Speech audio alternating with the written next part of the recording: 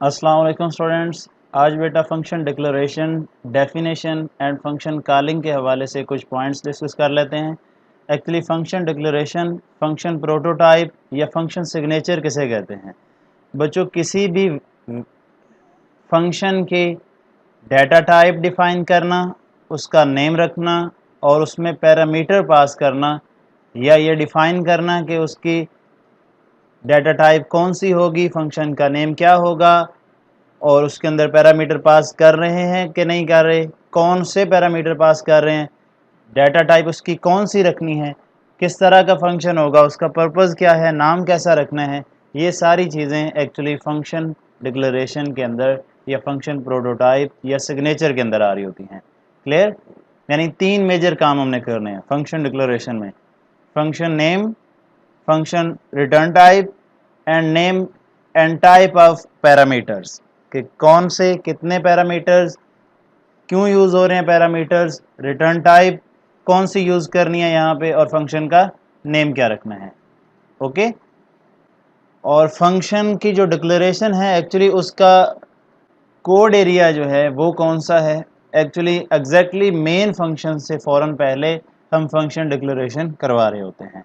अब function declaration का syntax देखें बच्चों, सिंपल, जैसे कि हम पहले भी फंक्शन हेडर के तौर पे पढ़ चुके हैं। इसे रिटर्न टाइप, सबसे पहले आपने क्या डाल देना है, return type, then function name, और उसके बाद आप पेरेंथीसेस डालेंगे, जो कि पहचान बताई थी लास्ट लेक्चर में भी। पेरेंथीसेस बेसिकली फंक्शन की पहचान, और पेरेंथीसेस के इन बिटवीन आप parameter as a value, variable के तौर पे, कांस्टेंट के तौर पे भी पास कर सकते हैं। एक वेरिएबल भी पास हो सकता है, मल्टीपल भी पास हो सकते हैं, और सेम डाटा टाइप के वेरिएबल भी पास किए जा सकते हैं, डिफरेंट डाटा टाइप के वेरिएबल भी पास किए जा सकते हैं। तो आज हम पहली टाइप, जो मैंने कल 4 डिफरेंट टाइप्स बताई थी आपको फंक्शन के, कि function without return type and function without parameter, पहली टाइप भी डिस्कस करेंगे। उस हवाले से 1-2 प्रोग्राम भी डिस्कस करेंगे। तो डिक्लेरेशन एक दफ़ा फिर रिवाइज कर रहा हूँ। फंक्शन प्रोटोटाइप का जिक्र आए, सिग्नेचर का जिक्र आए या डिक्लेरेशन का जिक्र आए, तो याद रखिएगा मेन फंक्शन से फ़ौरन पहले आप कंपाइलर को स्ट्रक्चर ऑफ फंक्शन जब बता रहे होते हो, स्ट्रक्चर ऑफ फंक्शन के बारे में जो इन्फॉर्मेशन प्रोवाइड कर रहे होते हो, एक्चुअली वहाँ पे रिटर्न टाइप, फंक्शन नेम और पैरामीटर डिफाइन करना फंक्शन डिक्लेरेशन, प्रोटोटाइप या सिग्नेचर कहलाता है। ओके। सिंटैक्स में याद रखिएगा, return type, function name, parameters, parentheses के फ़ौरन बाद आपने सेमी कॉलन, जिसे स्टेटमेंट टर्मिनेटर कहते हैं, ये लगाना नहीं भूलना। ये सिंटैक्स का पार्ट है, और अक्सर स्टूडेंट्स स्टेटमेंट टर्मिनेटर लगाना भूल जाते हैं, जिस वजह से प्रोग्राम या तो एरर करता है, या फिर अगर वो एग्ज़ाम के अंदर भी ये कोड करके आएँ तो देन भी आपको मार्क्स नहीं मिलेंगे। अब बच्चों, रिटर्न टाइप के हवाले से याद रखिएगा कि फंक्शन की जो रिटर्न टाइप, या जिसे मैंने डाटा टाइप बोला, वो कौन सी हो सकती है। बाय डिफ़ॉल्ट जो रिटर्न टाइप होती है वो बच्चों इंटीजर के तौर पे यूज़ हो रही होती है। कौन सी? इंटीजर के तौर पे यूज़ हो रही होती है। और बाज़ फंक्शन ऐसे होते हैं जो by default data type wide use करते हैं।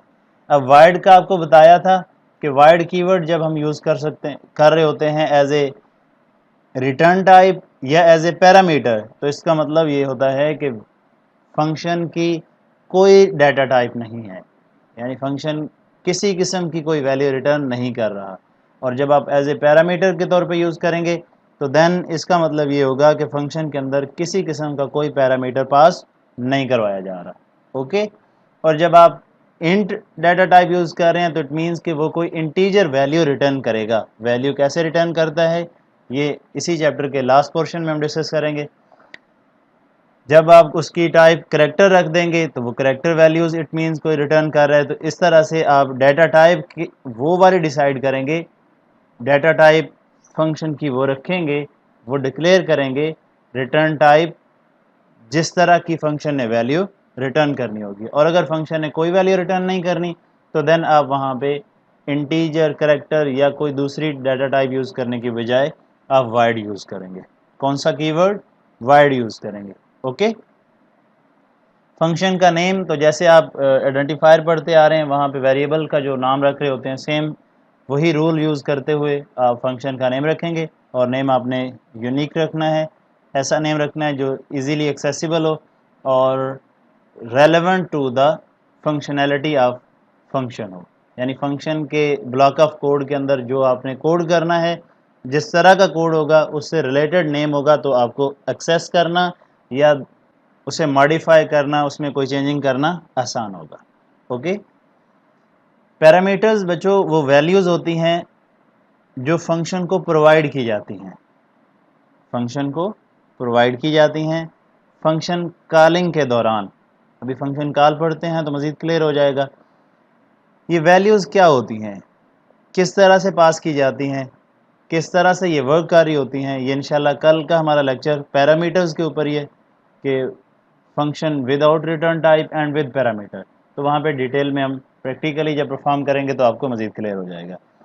फ़िलहाल पहचान याद रख लें कि जो फंक्शन का हेडर और एरिया होता है, सिग्नेचर होता है, प्रोटोटाइप वाला पोर्शन, डिक्लेरेशन, वहाँ पे आपने फंक्शन नेम के फ़ौरन बाद पेरेंथीसेस के इन बिटवीन पैरामीटर्स पास करने होते हैं। पैरामीटर्स पास किस तरह से कर सकते हैं बच्चों, एक तो याद रखिएगा कि अगर कोई पैरामीटर पास ना करना हो, यानी फंक्शन किसी किस्म का कोई पैरामीटर पास नहीं करवा रहा, तो देन आप उन पेरेंथीसेस को एम्प्टी छोड़ सकते हैं, यानी खाली छोड़ सकते हैं, या फिर आप वहाँ पे वाइड कीवर्ड भी डाल देंगे। तो इसका मतलब यही होता है कि फंक्शन के अंदर कोई पैरामीटर पास नहीं हो रहा।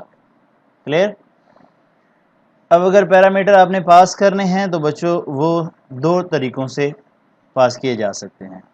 नंबर एक, ये ज़रा नीचे देखें, कोई इंटीजर डाटा टाइप का एक फंक्शन डिक्लेयर हो रहा है, उसका नेम रखा जा रहा है जी ऐड। ओके, यहाँ पे पैरामीटर जब आपने पास करने हैं तो जो पैरामीटर आप पास करेंगे वेरिएबल हैं। क्या हैं? वेरिएबल। या तो आप उन वेरिएबल को विद डाटा टाइप मेंशन कर देंगे, यानी वो इंटीजर के हैं, वो कैरेक्टर के हैं, वो किसी भी डाटा टाइप के हैं, यानी इंट ए, इंट बी, इंट सी, एक से ज़ायद हैं तो उनके दरमियान आप सिंपल कॉमा डाल दीजिएगा, वो कॉमा से सेपरेट हो जाएंगे। अगर कोई सिंगल है तो देन भी आप वहाँ पे इंटीजर है, एक फ्लोट है, कैरेक्टर है, जो भी है डाटा टाइप के साथ यूज़ कर सकते हैं। या फिर आपने जौन से वेरिएबल वहाँ पे एज ए पैरामीटर पास करवाने हैं उनकी जस्ट डाटा टाइप डाल दें, एक है, दो है, तीन है, ये डिपेंड करता है कि आप कितने पैरामीटर पास करवाना चाहते हैं, ये फंक्शनैलिटी पर डिपेंड कर रहा होता है। लेकिन जितने भी पास करेंगे आप उनकी या तो डायरेक्ट डाटा टाइप पुट कर दें, और बाद में जब डेफिनेशन का टाइम आएगा तो डिफ़ाइन करते हुए वहाँ पे आप डाटा टाइप तो यूज़ करेंगे ही, लेकिन साथ में उन वेरिएबल्स जिनको आपने as a ideal data type के तौर पे सिर्फ रिप्रेजेंट करवाया, अभी तक उनका नेम शो नहीं करवाया, वही नेम आप डेफिनेशन में बता देंगे। ओके, लेकिन नेम सेम नहीं होते, यानी डेफिनेशन में आप कोई डिफरेंट नेम भी यूज़ कर सकते हैं। फंक्शन कॉल करवाते हुए जो पैरामीटर पास करवाए जाते हैं या फंक्शन डिक्लेरेशन में जो पैरामीटर पास करवाए जाते हैं, इन्हें बच्चों एक्चुअल पैरामीटर्स का नाम दिया जाता है। इन्हें क्या नाम दिया जाता है? एक्चुअल पैरामीटर्स का नाम दिया जाता है। और जब फंक्शन डेफिनेशन हो रही होती है, जो वेरिएबल आप वहाँ पे पास करवा रहे होते हो वो वेरिएबल फॉर्मल पैरामीटर्स कहलाते हैं। एक पहचान और याद रख लीजिएगा, फंक्शन कॉलिंग और डिक्लेरेशन के दौरान जो variable as a parameter pass किए जाते हैं वो एक्चुअल पैरामीटर कहलाते हैं। व्हेनेवर जो पैरामीटर फंक्शन डेफिनेशन के दौरान वैल्यूज़ को एक्सेस कर रहे होते हैं या वैल्यूज़ को रिटर्न कर रहे होते हैं, वो पैरामीटर फॉर्मल पैरामीटर्स कहलाते हैं। ओके, अब जो दो डिफरेंट वेज हैं वो पता चल गया। एक तो ये कि आप जस्ट डाटा टाइप डाल दें, और दूसरा वे ये है कि आप साथ में उन वेरिएबल्स का नेम भी कोड करें और डाटा टाइप भी कोड कर दें। क्लियर? इस हवाले से एक दो एग्जांपल ज़रा देख लें। एक ऐसा फंक्शन जो कोई पैरामीटर एक्सेप्ट नहीं करेगा, जी कोई पैरामीटर एक्सेप्ट नहीं करेगा और उसकी कोई रिटर्न टाइप नहीं है, यानी पहली जो टाइप मैंने बताई थी उसको आप कोड कैसे करेंगे, function without return type and function without parameter. तो वहाँ पे बच्चों आप वाइड फंक्शन का नेम, यानी void as a return type, show ये उसका नेम है, आप कोई भी रख सकते हैं, और यहाँ पे पैरामीटर्स की जगह पे या तो आप खाली छोड़ दें या वाइड कीवर्ड यूज़ कर सकते हैं। सेकंड टाइप क्या बताई थी? Function without return type and with parameter. तो यहाँ पे बच्चों रिटर्न टाइप देखें वाइड है क्योंकि विदाउट रिटर्न टाइप, जबकि ये लाइन उसका नाम, और ये देख लें अगर फंक्शन कोई करेक्टर वेरिएबल यूज़ करके वैल्यू कोई करेक्टर रिटर्न कर रहा है तो देन वो यहाँ पे करेक्टर डाटा टाइप डाल देगा या करेक्टर डाटा टाइप डाल के साथ में उस वेरिएबल का नेम भी डाल देगा। ये दोनों मेथड अभी मैंने थोड़ी देर पहले आपको बता दिए। और अगर बात करें function with return type and with parameter की, तो बच्चों फॉर एग्जांपल एक फंक्शन इंटीजर डाटा टाइप की वैल्यूज़ रिटर्न कर रहा है और उसके हाँ जो पैरामीटर पास करवाए जा रहे हैं वो सिंगल या डबल या ट्रिपल या जितने भी वेरिएबल हैं वो भी इंटीजर डाटा टाइप के हैं। तो देन आप यहाँ पे फंक्शन की टाइप भी इंट डाल देंगे और सामने ये क्यूब कोई नाम है फंक्शन का, और यहाँ पे पैरामीटर्स की जगह पे आप पैरामीटर्स जो यूज़ करना चाहते हैं वो वेरिएबल विद डाटा टाइप या वेरिएबल की सिर्फ जस्ट डाटा टाइप भी आप डाल सकते हैं। ओके। Function definition. अब फंक्शन डेफिनेशन की बच्चों अगर बात करें तो जैसे कि आप body of condition, body of loop या बॉडी ऑफ मेन फंक्शन की बात करते थे तो वहाँ पे आप एक्चुअल कोड कर रहे होते थे कि यहाँ पे यार इस कंडीशन के अगेंस्ट, इस लूप के अगेंस्ट कौन सी इंस्ट्रक्शंस ने, कौन सी स्टेटमेंट्स ने एग्जीक्यूट होना है। एक्चुअली आप फंक्शन जिस हवाले से बना रहे हैं, जिस मकसद के लिए बना रहे हैं, उस फंक्शन के अंदर आप कौन सा पोर्शन कोड का एग्जीक्यूट करवाना चाहते हैं वो ब्लॉक ऑफ कोड डिफाइन करना एक्चुअल फंक्शन डेफिनेशन कहलाता है। अब ये फंक्शन डेफिनेशन बच्चों 3 डिफरेंट तरीक़ों से हो सकती है। एक तो पता चल गया ना कि वो सेट ऑफ स्टेटमेंट्स जो फंक्शन को एक्सप्लेन कर रहे होते हैं कि एक्चुअली फंक्शन ने क्या करना है, वो block of code function definition कहलाता है। अब आप इसे डिफाइन कहाँ पे करेंगे? तो जैसा बताया था डिक्लेरेशन आपका मेन फंक्शन से फ़ौरन पहले होता है। तो याद रखिएगा फंक्शन डेफिनेशन 3 डिफरेंट जगहों पे हो सकती है। मेन फंक्शन से फ़ौरन पहले, मेन फंक्शन के बाद, या किसी सेपरेट फाइल के अंदर। अब ये चीज़ें तीनों ज़रा डिफरेंट सिनेरियोज़ यूज़ करके एग्जीक्यूट होंगी। जब आप मेन फंक्शन से पहले फंक्शन को डिफ़ाइन करेंगे, क्या करेंगे? मेन फंक्शन से पहले आप फंक्शन को डिफ़ाइन करेंगे तो देन याद रखिएगा फंक्शन की डिक्लेरेशन कंपल्सरी नहीं होती। ओके। लेकिन जब आपने मेन फंक्शन के कहीं बाद में फंक्शन को डिफ़ाइन करना है, ये वो पॉइंट्स हैं जिनको आपको याद रखना होगा ताकि कोड करने में आसानी हो, तो देन आप क्या करेंगे? फंक्शन की डिक्लेरेशन लाजमी तौर पे करवाएंगे।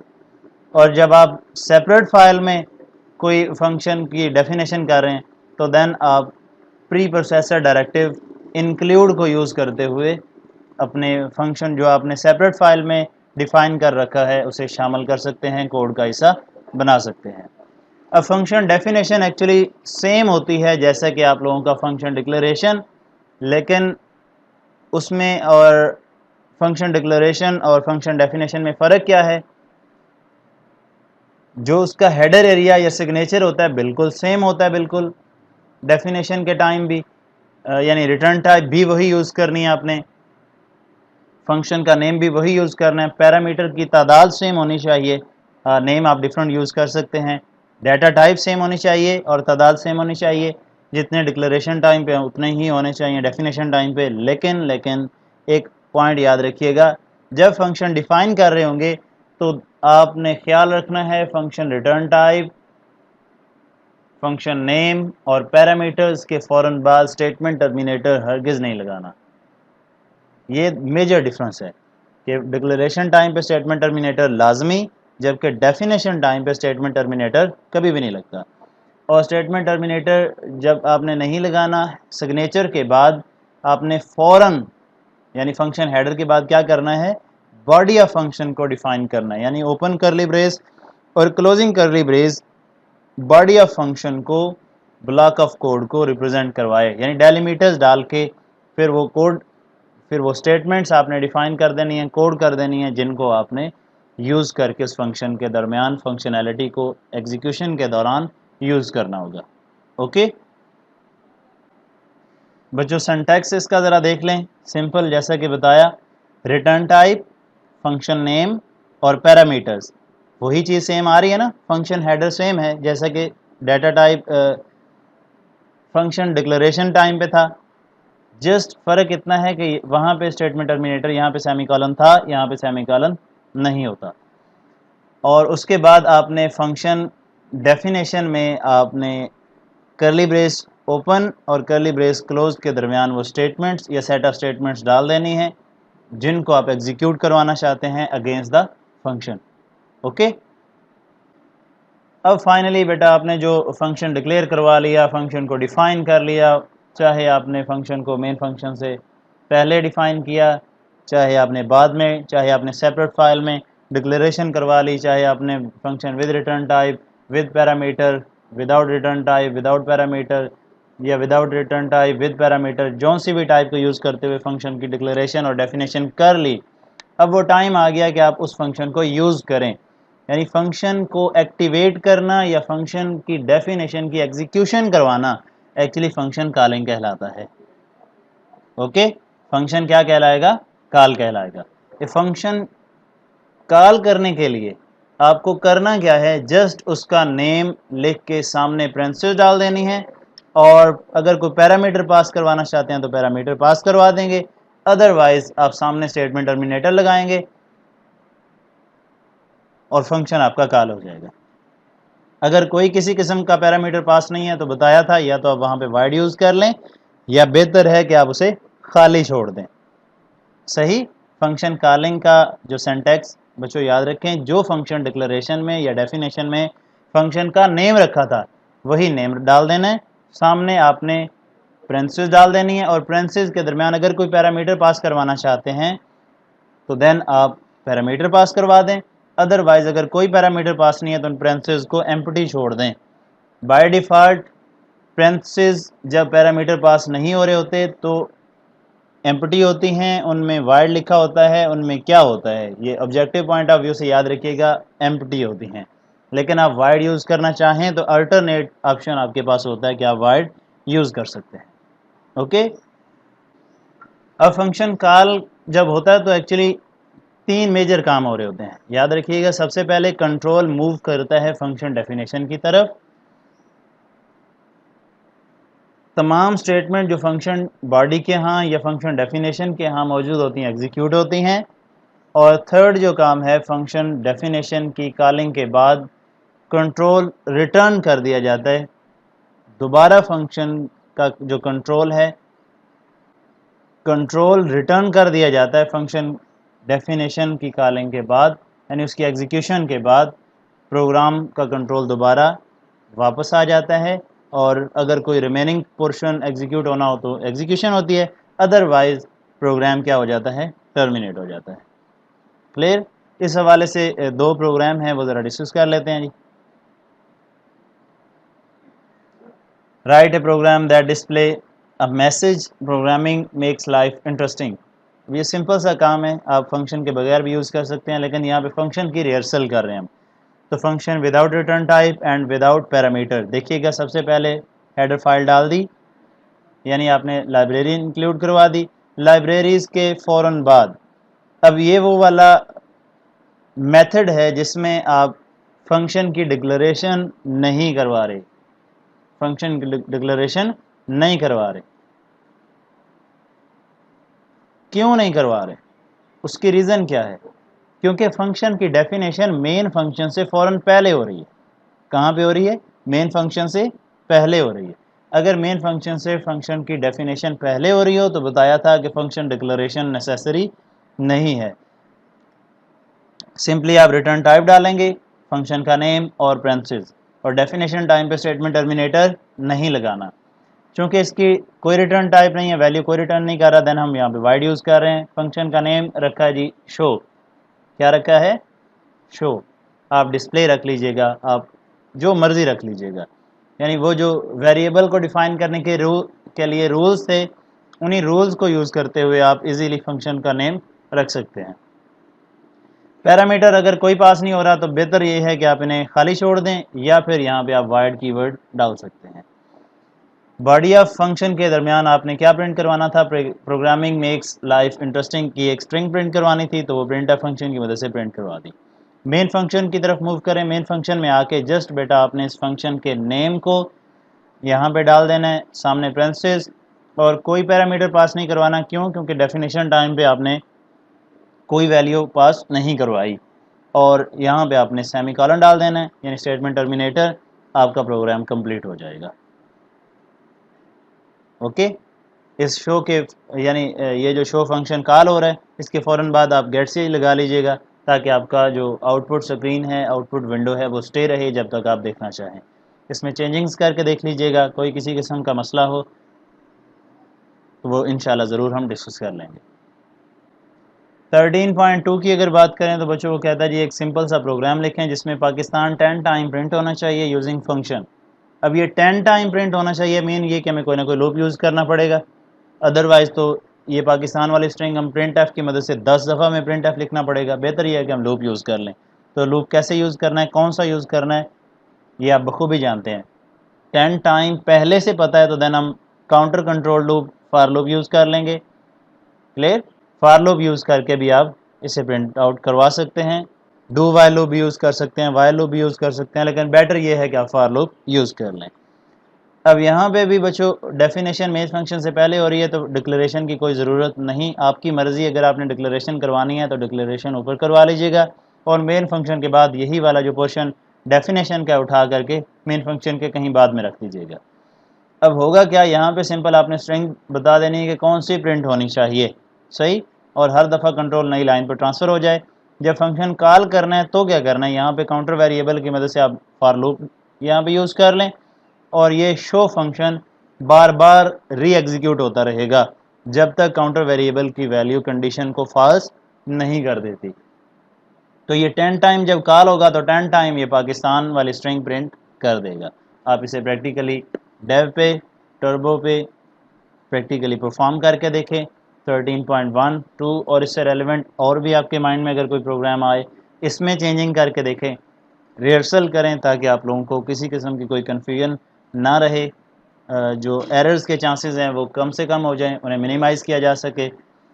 कोई किसी किस्म का बच्चों क्वेश्चन हो तो लाजमी पूछिएगा। Thank you.